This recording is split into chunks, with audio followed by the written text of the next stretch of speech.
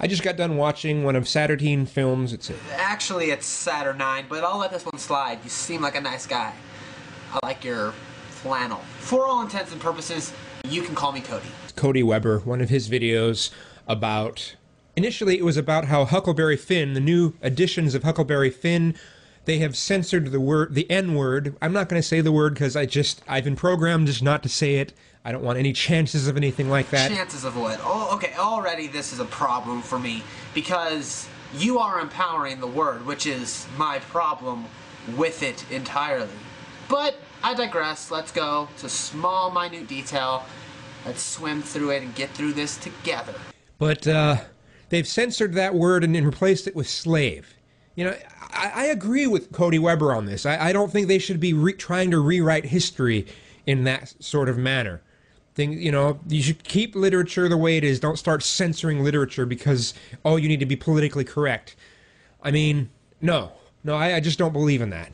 Then he started going off about cigarettes. Woo! Another smoker in the house. You know, I could tell by the septum piercing that you were one of us. I knew that you were with me on this one, buddy. I even bought a pack of fancy cigarettes, Benson and Hedges, so we could celebrate the situation with a little smoke in our lungs. Give us a little bit of cancer. And there's this attitude that so many people who smoke seem to have. You seem to have this attitude that you have the right to make everyone around you smell like a fucking ashtray. Long, dramatic inhale of a cigarette. Alright, sir, let me explain something to you. I can understand where you're coming from about not wanting to smell like an ashtray or not wanting the side effects of secondhand smoke. However, I personally believe that the liberty, the ability to be able to do so, having the right to smoke these things is far more important than your fucking comfort. And they seem to want the right to give everyone around them cancer. Yeah, that's no. You know, you should be glad that the government hasn't banned them outright. Another long inhale for dramatic effect. Okay, I should be glad that the government has not banned them outright. Just take that in for a second, sir. I should be happy that the government hasn't restricted my rights even further than they already have. Fuck that noise. I'm going to draw a little parallel here because really, we just have a disagreement on things. But I want to show you where I come from on the matter, alright? I've never fired a gun in my life. Not once. I've never shot a gun, never shot a can, I've never even fired a BB gun. I am terrified of the fucking things, and I think they're terrible. However, I don't think that my personal belief on the matter should be legislated because the rights that are the most important to protect are the ones that you don't agree with personally. You made my fucking cigarette go out. God damn it. You're still allowed to smoke. No one's telling you can't smoke in your own home. No one's telling you can't smoke outside or in your car. Yeah, but for how long? How long before they say you can't smoke in your car because when you smoke, the smoke creates an obstruction of view and it's dangerous for those around you? Or you can't smoke in your car because it infringes the liberties of the other passengers in your car? How long before we can't smoke in our homes because it infringes the other people that live in our household? You know, it's a slippery slope. It starts off by saying you can't smoke in restaurants. We're going to restrict that right. We're not going to give the business owners the right to choose whether or not they want to have smoking in their establishment in the first place. Instead, we're going to say that no restaurant, no bar, no public facility can have these fucking things in them. So no, don't tell me that I should be happy that they haven't banned cigarettes outright, because I think everybody else should be pissed off that they've banned them in any form. You know, you want to put that shit in your body, then fine, do it in a way that it's not going to affect other people. Alright, fine. And you know, I wouldn't even really have that big of a problem with the whole outside thing if it wasn't mandatory. That's my whole problem.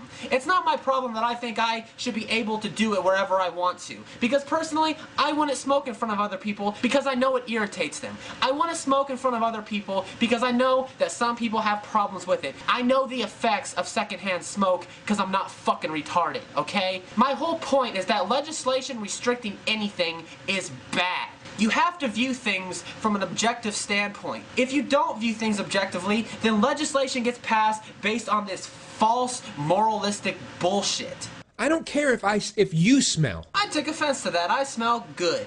I have cologne on. I smell fucking fantastic, buddy. I don't want to smell. And you know, I would just like to take this time to do a little impersonation of how you sound right now. Alright? Give me a second. My cigarette went out, so I gotta take a couple seconds to breathe and get the phlegm out of my throat.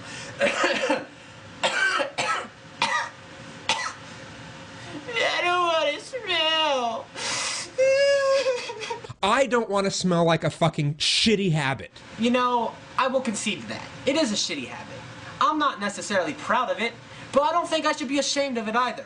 And that last little line there is my exact problem with all you fucking whiners. I don't like the climate we have in America right now. This fear of death. This fear of doing anything that can fucking harm your body. Because you know what? It's fucking inevitable. Let me tell you some of the health risks that are associated with something like abortion, for instance. The risk of breast cancer doubles after you get one abortion. You're also 2 times more likely to get ovarian cancer or cervical cancer. If you get pregnant later on, you can have complications from that one abortion. You can get pelvic inflammatory disease. You know, there are a ton of health risks associated to that.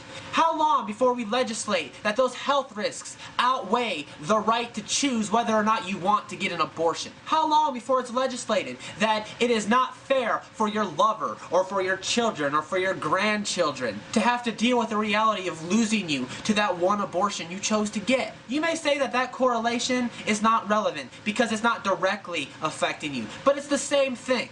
It's the same exact thing. I think the parallel works just fine because you aren't guaranteed to get cancer from secondhand smoke. It's just a risk. The same risk that you would get if you walk outside and a car drives by and it has a heavy exhaust. The same kind of risk that you would get if you put on rollerblades and roll down a fucking hill. You might risk knocking your goddamn teeth out. There's a risk to fucking everything you do. No matter what you do, there is a risk involved. Are we gonna ban cars because of the fucking exhaust? No, because that is fucking retarded. Really, all you're saying with this is that you're scared of the risk of dying. And that fear is enough for you to legislate the right for everybody else. And not only is that pathetic and just fucking sad, but it's also the most selfish thing I've ever fucking heard in my life.